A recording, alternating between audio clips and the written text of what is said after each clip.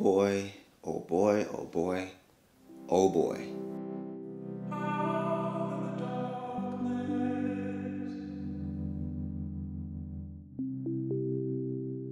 What is up, everybody out there? It's Christopher, and I'm here to tell you about my experience on relocating here in Germany.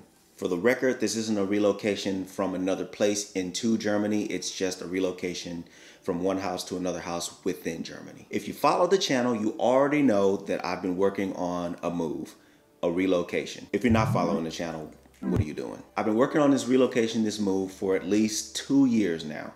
Minimum 2 years. We'll just go with 2 years for the sake of story time. Keep in mind that this move was supposed to be done and completed by fall of 2019. I had started prompting it earlier that year that it was happening and that maybe I'd be off the scenes for a minute, and I wanted everybody to be ready in case I had to disappear for a minute, kind of like what I just did. But summer 2019 comes and issues start to creep in. As they say, life starts to happen. So here I am, summer 2019, and this problem with my daughters and their schooling starts to creep in. It's an issue where the details of that aren't particularly important, but it had something to do with my current status at the time, being sofa and everything like that. That caused kind of a conflict with the job I had, keeping sofa, and my kids going to school in German schools. So it turns out I had to extend my lease to meet these requirements. I had to extend my lease 1 more year. Didn't want to do that. The lease was for 3 years. I really wanted to be out of there.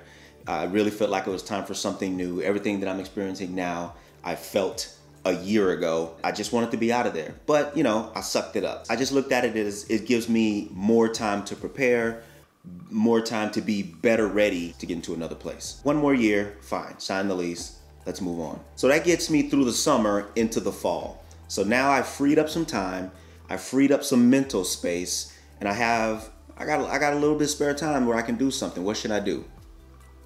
New York City. Okay, so that gets me through the winter. 2020 now hits, right? So you already know how 2020 has been. You know what 2020 brought us, all the things that 2020 brought us. I don't need to go into all of that. Let's fast forward to around the springtime. So now I'm ramping back up into relocation mode. The places that I had chosen a year ago have now been given out. I don't expect landlords and I don't expect people who are renting out houses to hold a house for more than a year.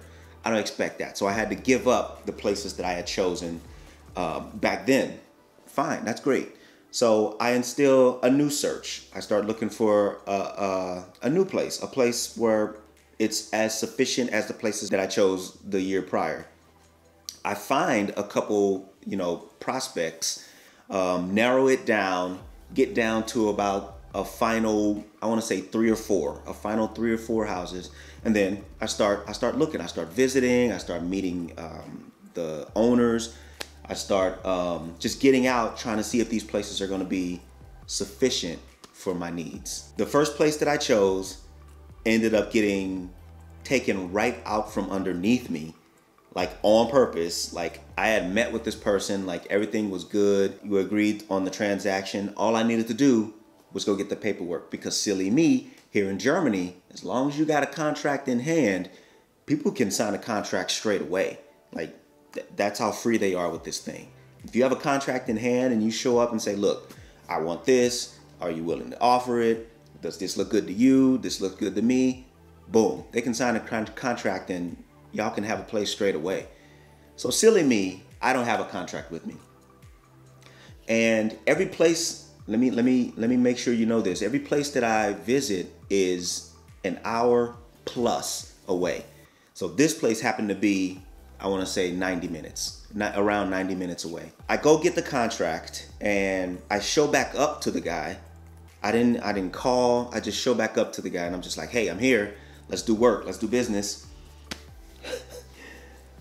The guy gets mad at me because I showed up. When we made the arrangement the day prior, he gets mad at me that I showed up with the contract, being ready to get the contract signed. He says, the house is already rented. Somebody came yesterday.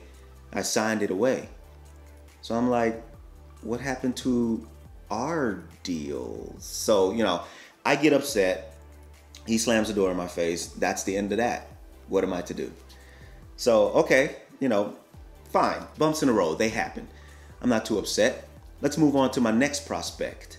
My next prospect ended up being, I want to say, around the same. It's around the same distance away. So y'all have to keep in mind, I'm doing these distances back and forth.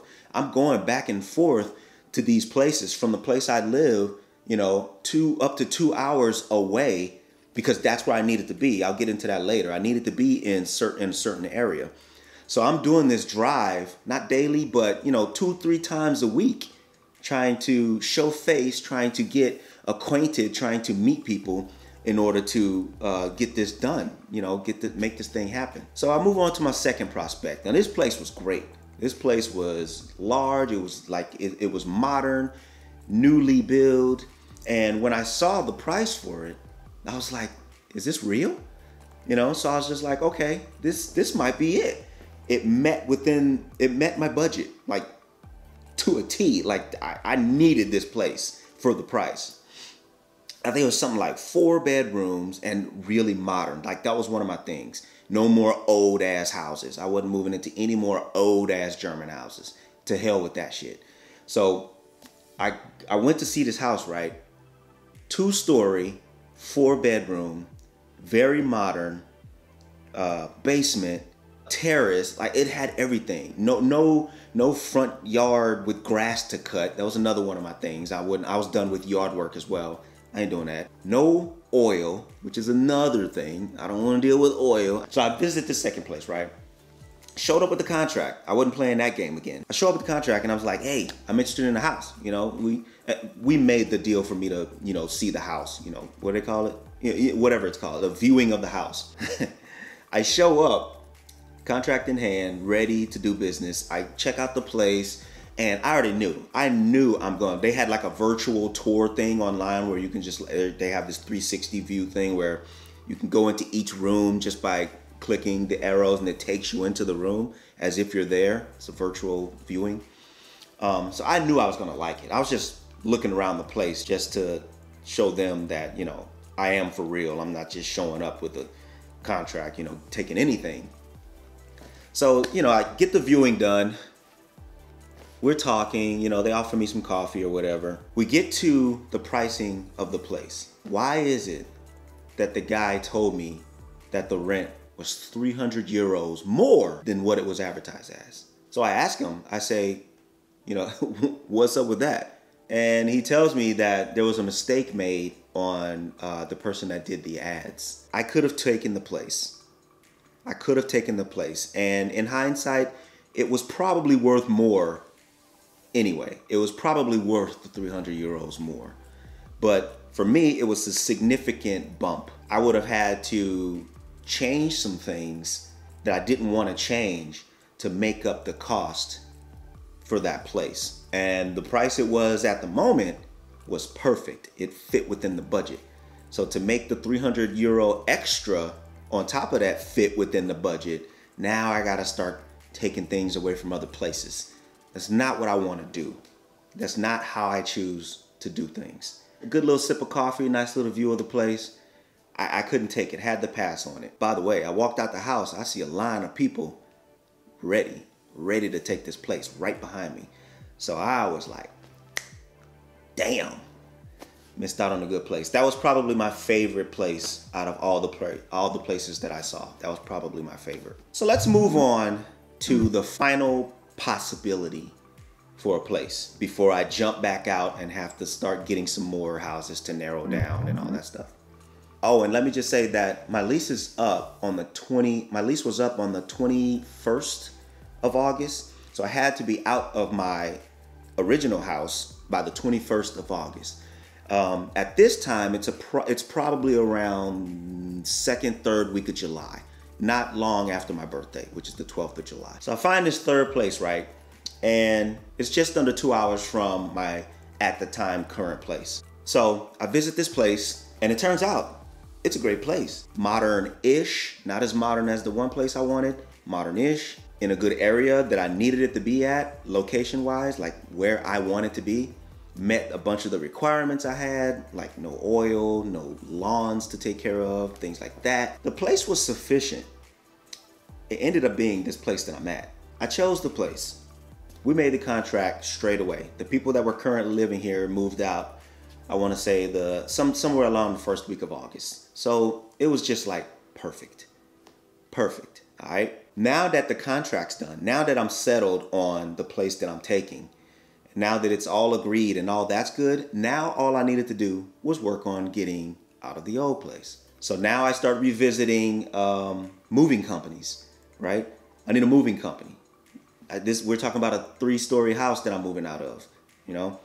Basement full of stuff, first floor full of stuff, second floor full of stuff. 4 rooms, not including a living room and a dining room and a laundry room and all these rooms full of stuff that I need to get moved over. Tell me why every moving company, or not every, but most of the moving companies were still advertising their business, but not doing business because of COVID. Now, I'm not gonna say this was everybody. They definitely weren't turning down everybody. It seems to be, hell, ain't a way to say it. I think they were turning around Americans. So most of the companies thought that I'm a fresh American, fresh from the States, here needing to move stuff.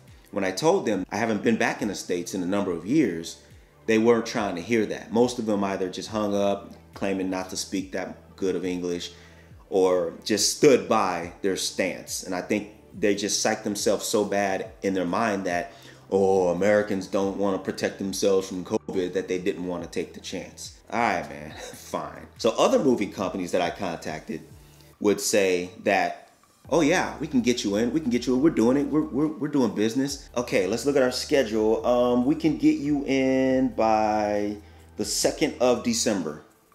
No, I need to get in sooner than that. You got anything sooner? We don't. Okay, let's move on. The next one, same thing, scheduling conflict. We can get you in by, oh, look, we have an opening the 3rd week of October. The next one, oh, we can get you in by 2nd week of November. The point is to say that if they weren't not doing business with me because they thought I had COVID, then they were not within the time frame that I needed them to be available. That's not their fault. I guess it's big moving season. I thought that was the spring, but whatever. So I couldn't get one moving company to help me move. Not one. Yeah, let that sink in. 3-story house, 4 rooms full of stuff, living room, dining room, back area, laundry room, basement, all full of things. I couldn't find one moving company to help me move. Do you know how that feels? When you got 3-4 weeks to move, but nobody can help you. So now I'm moving into desperate mode. Now I'm calling people I know. Hey, you busy? Can you drive an hour and a half to me and help me move an hour and a half somewhere else? It just wouldn't work. The people I was able to ask couldn't swing that. No blame for them. But it got to a point where I was just like, I can't ask people to do this kind of thing. It came down to only me. Solo. So I had to rent vehicles, I had to rent trucks, and I had to load those trucks, and I had to move the loads back and forth between the houses, all by myself. There were about 6 or 7 trips done. That's not 1, 2, 3. It's 1 and back, 2 and back, 3 and back. 6 or 7 trips total. I had people help me with maybe 2 of those, maybe 2. And the worst part of it, the worst of the move, the heaviest of the stuff was moved on those days. But make no mistake, when you're alone, stuff gets heavy suddenly. I had to do that, man. And that caused me to stress out a little bit because having to do something like that by yourself, it'll wear on you. It'll wear you down a little bit. I mean, and not only that, you know, this stuff had to be packed in boxes before it could even be loaded and transported.